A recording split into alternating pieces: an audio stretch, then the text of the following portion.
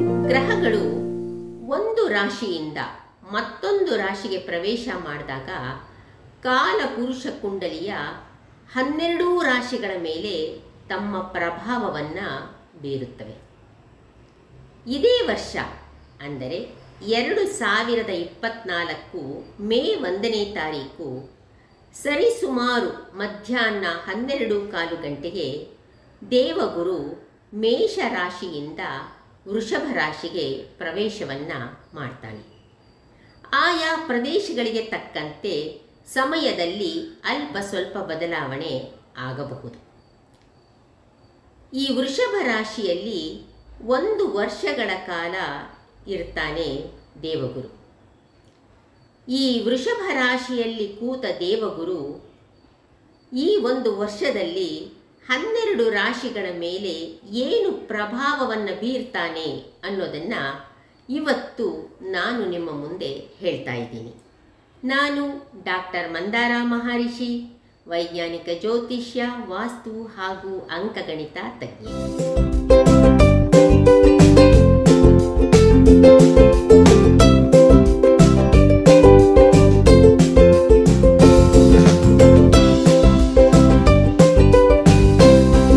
ತುಲಾರಾಶಿಯವರಿಗೆ ದೇವಗುರು 8ನೇ ಮನೆ ಪ್ರವೇಶ ಮಾಡುವುದರಿಂದ ಇದುವರೆಗೆ ಇದ್ದ ಗುರುಬಲ ಕಳೆದು ಹೋಗುತ್ತದೆ.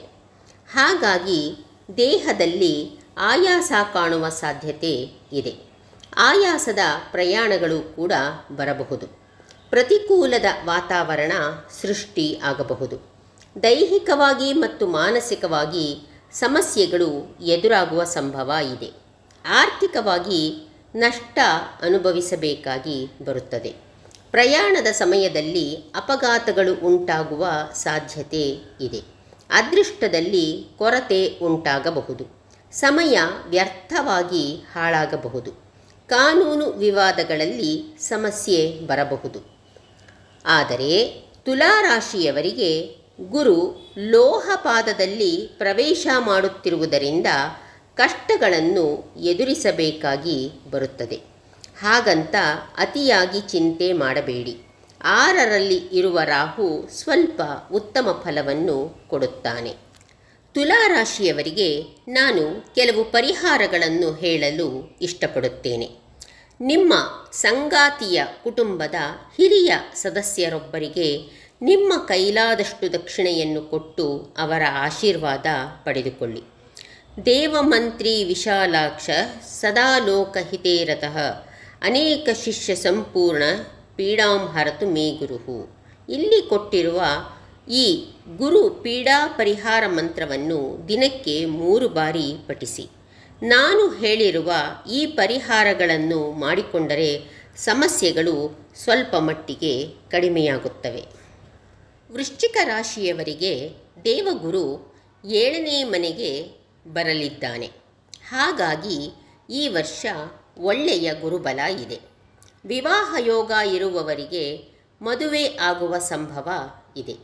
ಪಾಲುದಾರಿಕೆ ವ್ಯವಹಾರದಲ್ಲಿ ಇರುವವರಿಗೆ ಒಳ್ಳೆಯ ಅನುಕೂಲ. ಪಾಲುದಾರಿಕೆ ಒಪ್ಪಂದಗಳಿಗೆ ಒಳಪಡುವವರಿಗೆ ಅನುಕೂಲಕರವಾದ ವಾತಾವರಣ. ನಿಮ್ಮ ಸುತ್ತಮುತ್ತಲಿನ ಜನರ ಮೂಲಕ ಅನುಕೂಲ ಆಗಬಹುದು. ಮಾನಸಿಕ ಸಂಬಂಧಗಳು ಬಲಗೊಳ್ಳುತ್ತವೆ. ಕಾನೂನು ಪ್ರಕರಣಗಳಲ್ಲಿ ನಿರ್ಧಾರಗಳು ನಿಮ್ಮ ಪರವಾಗಿ ಆಗುವ ಸಾಧ್ಯತೆ ಇದೆ. ಮನೆಯಲ್ಲಿ ಶುಭ ಕಾರ್ಯಗಳು ನಡೆಯುತ್ತವೆ.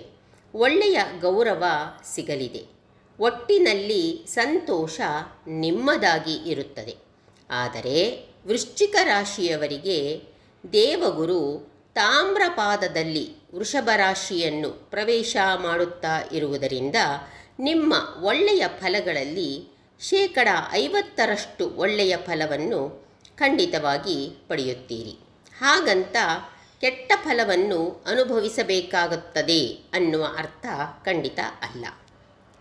ಇನ್ನು ವೃಶ್ಚಿಕ ರಾಶಿಯವರಿಗೆ ಕೆಲವು ಪರಿಹಾರಗಳನ್ನು ಹೇಳಲು ನಾನು ಇಚ್ಛಿಸುತ್ತೇನೆ. ನೀವು ನಿಮ್ಮ ಸಂಗಾತಿಯೊಂದಿಗೆ ಖುಷಿಯಾಗಿರಿ. ಅವರ ಮನಸ್ಸಿಗೆ ನೋವು ಕೊಡಬೇಡಿ. ನೀವು ಅವರೊಂದಿಗೆ ಸಂತೋಷವಾಗಿದ್ದಷ್ಟು ನಿಮ್ಮ ಗುರುಬಲ ಹೆಚ್ಚಾಗುತ್ತಾ ಇರುತ್ತೆ.